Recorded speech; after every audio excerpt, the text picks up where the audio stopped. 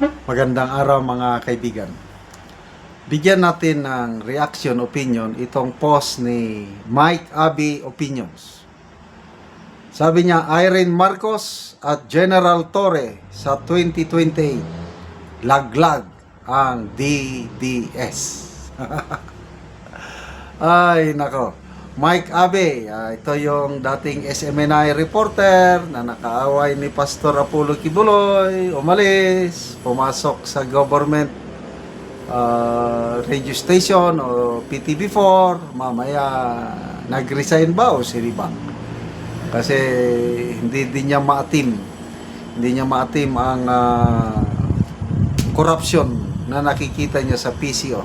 Actually, believe din ako dito kay Mike Abe. May balls na nagpahayag, nagsiwalat kung ano yung nakikita niyang corruption sa PTV4 o sa PCO. O ngayon, ano na lang siya, nag-focus na lang siya sa vlogging journey. So ngayon, ito ang kanyang opinion. Samut-saring opinion na ngayon lumalabas, paano nila tatalunin si BP Sara sa 2028.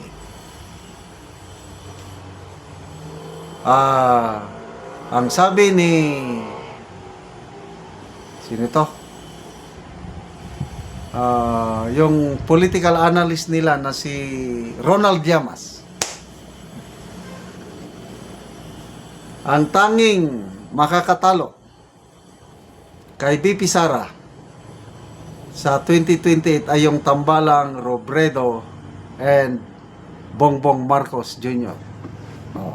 Pag yun daw ang sumabak sa 2028, tapos na ang eleksyon. Sinigundahan yan ng mga netizens at ibang content creators.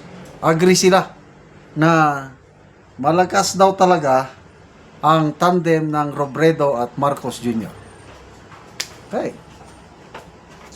So, ito, ngayon ko lang ito nalaman na itong si Mike Abe, ang minamanok naman niya is Irene Marcos at General Torre.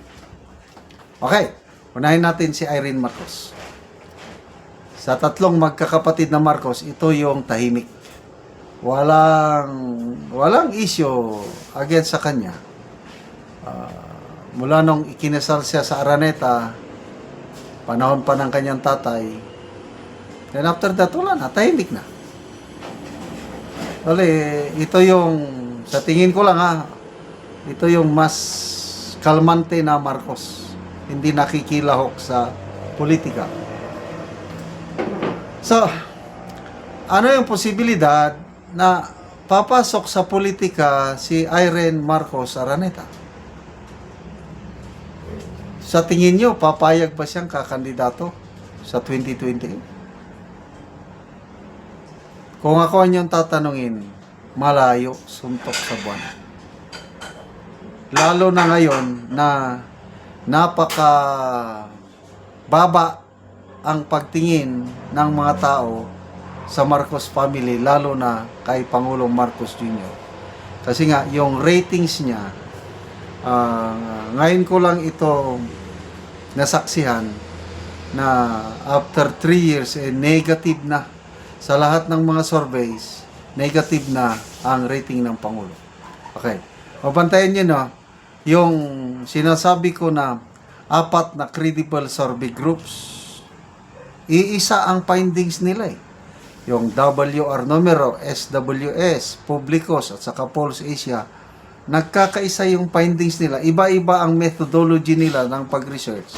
Iisa lang yung resulta, negative ang net ratings ng Pangulo. So, wala na. Mabaho na. Lame duck president na talaga itong Marcos Jr. ngayon. Kaya ngayon, namro-problema sila, paano nila tatalunin si BP Sara sa 2028? Sabi ni ex-Senator Trillanes, itong taon daw ito, 2026, ang last chance nila na tanggalin si BP Sara through impeachment or ombudsman kaya. Pag hindi sila nagtagumpay, wala na. By 2027, going to 2028, ang momentum nandun na sa mga Duterte, sabi niya. Kaya they will do their best na magtagumpay sila pagpatalsik kay BP Sara ngayong 2026. Okay. So, punta tayo kay Irene Marcos. Idea lang ito ni Mike Abe, karapatan naman niya. Kailang napag-usapan natin, malabo. General Torre, yes. Papasok yan sa politika. Sigurado ako niyan. Pinaka-sure na mananalo siya kung senador ang kanyang tatakbuhan. Kasi dadalhin siya ng mga Marcos loyalist at ang mga kakamping at pati na rin mga makakaliwa. Para siyang Trillanes din eh. Tignan mo, pagkatapos na-involve si Trillanes sa mga kudita, sinuportahan siya ng iba't ibang sektor, kaya nanalo siyang senador. Kaya dyan din, nakikita ko si General Torre. Pagpapasok yan sa politika at senador ang tatakbuhan niya, may malaki siyang tsansang manalo. But, pagdating na sa vice president or president, wala. Walang tatalo. Kung vice president ang tatakbuhan niya, hindi nila kayang talunin si Bongo. Pinakamalakas sa mga surveys, Bongo. Kahit nga si Raffy Tulfo, kung vice president ang kanyang tatakbuhan, malakas din. Kailang mananalo pa rin si Bongo sa tingin ko. Kaya, General Torre, vice president, go, go, go!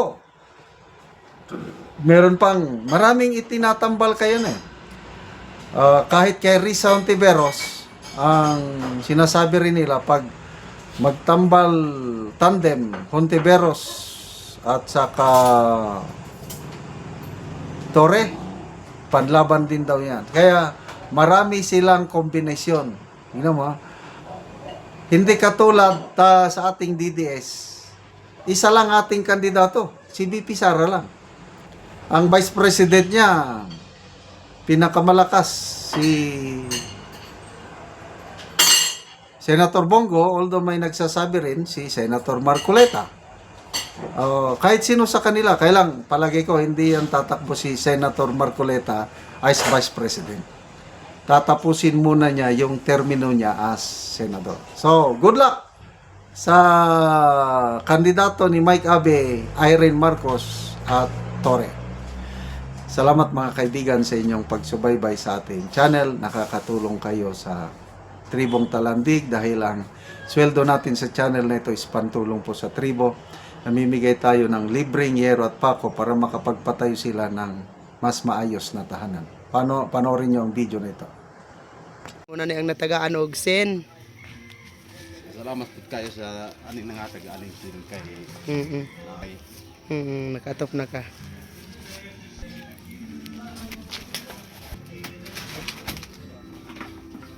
Og karon mo na ni ang itsura sa atop sa balay sa natagaan na Mogero. So dako na gid kayo og mga buslot. Makita gid nato nga karaan na gid kayo ang iyang yero. Ang putol-putol na ang yero.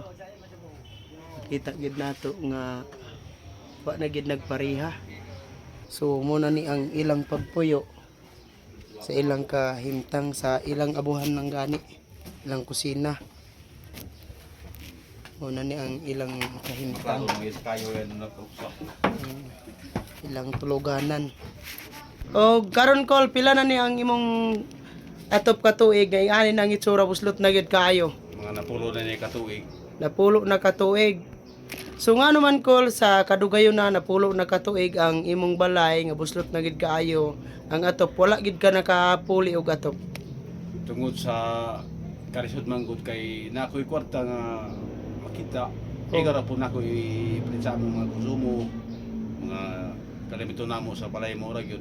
Hindi na ko pagkauto palit din na mga ni mo man akong balay. So naa ka estudyante Col wala? Naa.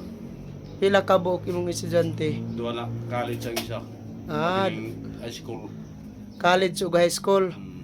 So, kuan dito ra gid makuha ang imong kwarta po sa ila. So, unsa imong trabaho kol? Farmer naman. Mag-uuma lang gyapon. So, igo-igo ra gyapon ang imong income. Igo ra gyapon. Mm. Sa tabangan ko sa sin Oo. Salamat. kayo. Oo, salamat kayo kol. Tungod sa kadugayo na natabangan gid ko. Sige, sige. Pangandoy ra gid ako akong gipangandoy. Mm. Natabangan ra gid ko aron mamalagyan ni akong balay mato. Mm.